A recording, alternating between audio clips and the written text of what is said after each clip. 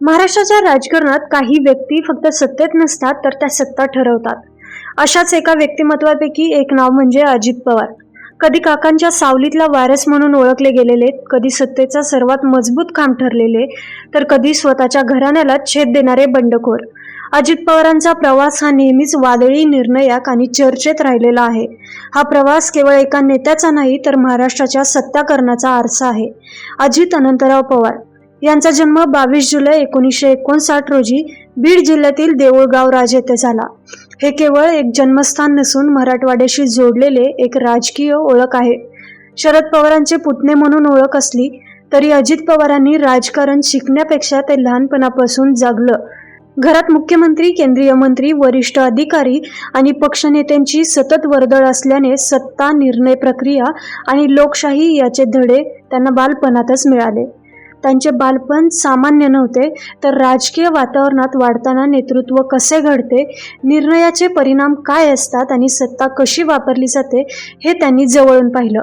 याच काळात अजित पवारांमध्ये एक कठोर, वास्तववादी आणि परिणामभिमुख नेता घडत गेला.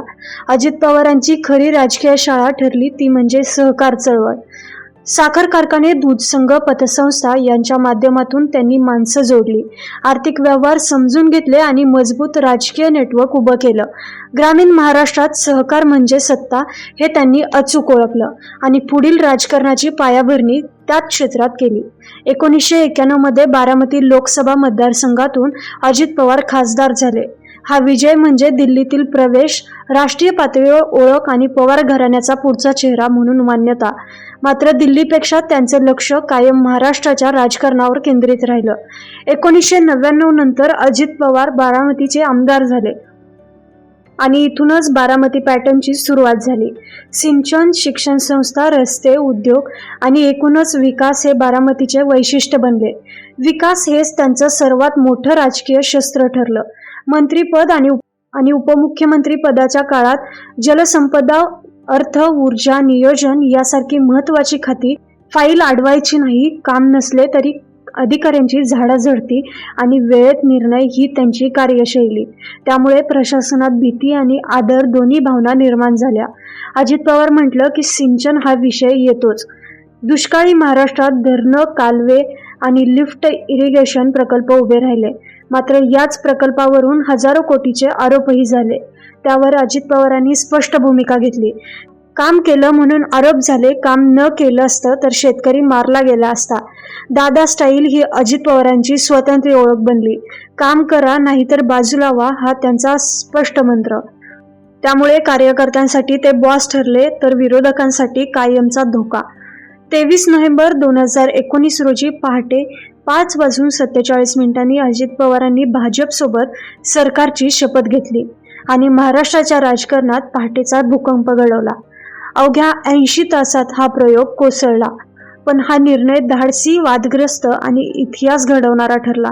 यानंतर शिवसेना, काँग्रेस आणि राष्ट्रवादी काँग्रेसची महाविकास आघाडी स्थापन झाली. अजित पवार पुन्हा उपमुख्यमंत्री झाले आणि सत्तेचा समतोल राखणारे केंद्रबिंदू ठरले. 2023 मध्ये अजित पवारांनी थेट बंड केला. राष्ट्रवादी काँग्रेसमध्ये फूट पडली. आमदारांचे 2 गट झाले आणि शरद पवार विरुद्ध अजित पवार असा संघर्ष उघड झाला. हा संघर्ष राजकीयपेक्षा अधिक भावनिक होता, कारण तो पवार कुटुंबातला होता. अजित पवार यांनी आपल्या दीर्घ राजकीय कारकिर्दीत अनेक महत्त्वाची पदे भूषवली आहेत. ते 9 वेळा आमदार, 5 वेळा महाराष्ट्राचे उपमुख्यमंत्री आणि 1 वेळा 2019 मध्ये सुमारे 80 तास मुख्यमंत्री राहिले आहेत. याशिवाय त्यांनी वित्तमंत्री, गृहमंत्री, सिंचन मंत्री, ऊर्जा मंत्री यासारखी महत्त्वाची खाती सांभाळली आहेत. सध्या ते महाराष्ट्राचे उपमुख्यमंत्री आणि वित्तमंत्री म्हणून कार्यरत होते. प्रशासनावर मजबूत पकड, निर्णय क्षमता आणि अनुभवी नेतृत्वामुळे अजित पवार हे महाराष्ट्राच्या राजकारणातील एक प्रभावी व्यक्तिमत्वाचा ठसा उमटवून गेले.